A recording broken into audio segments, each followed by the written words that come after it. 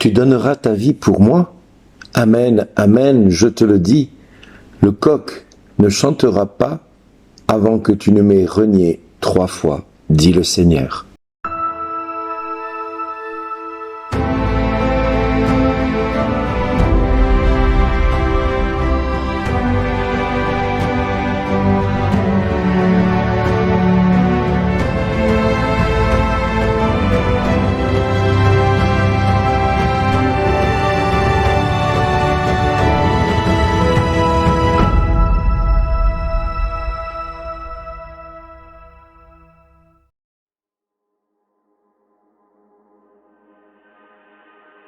Amen, bonjour à tous, bonjour à toutes, soyez les bienvenus dans ces 7 minutes pour Jésus.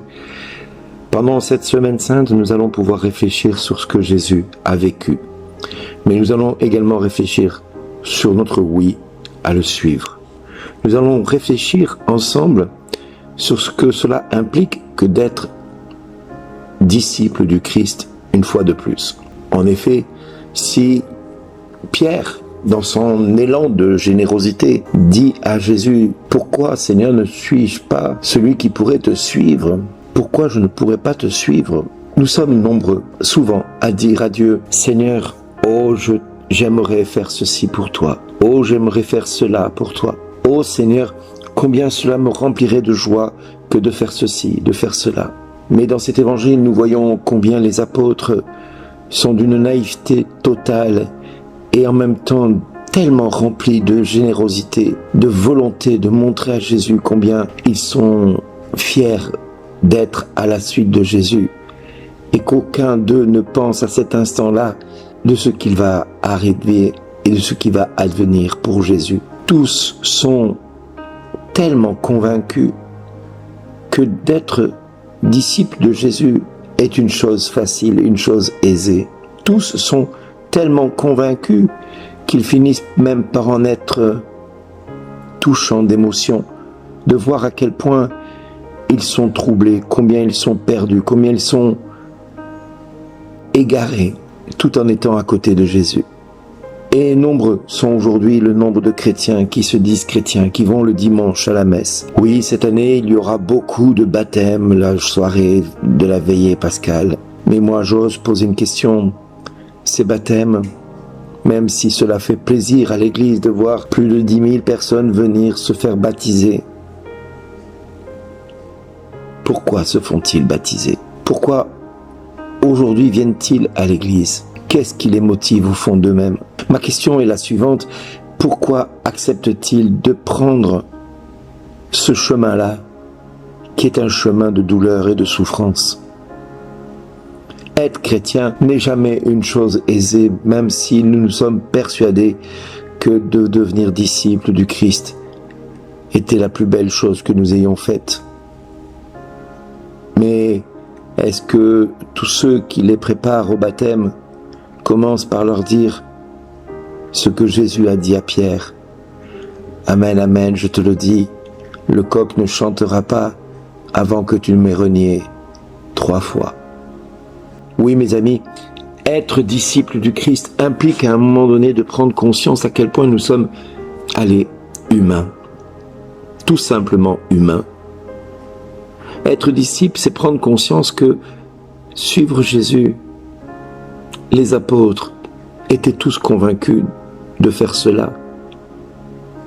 Et tous, excepté Jean, vont lui tourner le dos. Pourquoi Jean n'a-t-il pas tourné le dos? Parce que d'abord il était jeune, peut-être il était encore plus jeune qu'eux, et plus jeune, eh bien cela fait que nous sommes naïfs et qu'on ne voit pas la chose comme étant comme le monde. On a une naïveté due à la jeunesse, mais une naïveté qui fait que on aime, et quand on aime, on est entier. Et là nous devenons comme toutes ces personnes qui viennent à l'église et qui se font baptiser. Oui, ils aiment Jésus, ils commencent à le rencontrer, à l'aimer, je n'en doute pas une seule seconde, et je me réjouis pour eux qu'ils se fassent baptiser. Mais est-ce que l'on leur dit à l'un d'eux: aujourd'hui, tu vas peut-être renier par 3 fois ton maître? Peut-être 3 fois, peut-être 2 fois, peut-être 1 fois. Peut-être tu vas jamais le renier, mais peut-être que ton oui sera un oui timoré. Les amis, depuis quelque temps, le Seigneur me harcèle et me montre à quel point le baptême de ces 10 000 personnes, si c'est une joie pour l'Église, elle est aussi les larmes de notre Seigneur Jésus. Parce que Jésus sait que pour ces 10 000 personnes qui sont désormais sur le chemin de l'éternité, ces 10 000 personnes qu'il voit déjà dès maintenant ce qu'il va leur advenir dans ce monde de ténèbres, qui les harcèlera, qui leur dira « Mais pourquoi tu t'es fait baptiser? Mais qu'est-ce qui t'a pris? Et pourquoi tu as vécu cela? Et pourquoi tu vis cela aujourd'hui? Mais quand tu t'es fait baptiser, tu te semblais être heureux. Et regarde ce que tu vis aujourd'hui, parce que le monde va vers une décadence totale. » Et ces chrétiens-là, seront-ils capables de tenir face à l'adversité? Seront-ils de ceux qui se sont convertis au lendemain de la Pentecôte qu'après que Pierre ait eu prêché? 3000 conversions, waouh! 3000 martyrs romains à devenir. Demain, c'est 10 000 martyrs pour l'Église. 10 000 martyrs qui vont accepter de suivre Jésus et de devoir dire à Jésus « Oui, j'ai accepté de me faire baptiser en 2025 et j'accepte aujourd'hui d'être mis au pilori par le monde qui va me rendre coupable de tous les maux de la terre parce que je suis devenu chrétien. » Voilà ce qui va advenir de ce monde, voilà ce qui va advenir du chrétien demain. Et serons-nous toujours capables de dire oui? Saurons-nous être à la hauteur de l'enjeu qui nous est demandé? Mes amis, si Jésus rentre dans sa passion cette semaine, nous-mêmes nous rentrons dans un choix qui aura des conséquences, un choix qui ne sera pas facile à assumer, qui sera certainement pas aussi facile que de demander le baptême, mais un choix qui aura une importance capitale pour le monde,